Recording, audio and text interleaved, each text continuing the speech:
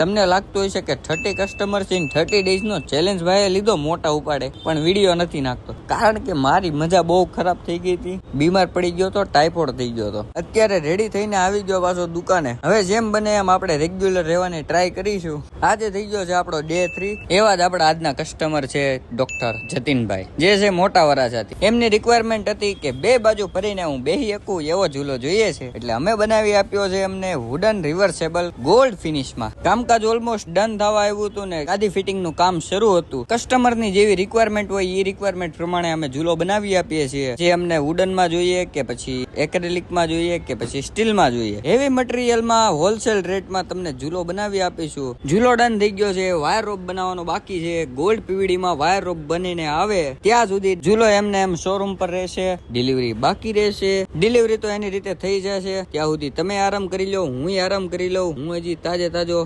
થયો છું. મળીશું આપણે નવા વિડીયોમાં. ત્યાં સુધી બધાને મહાદેવ મહાદેવ.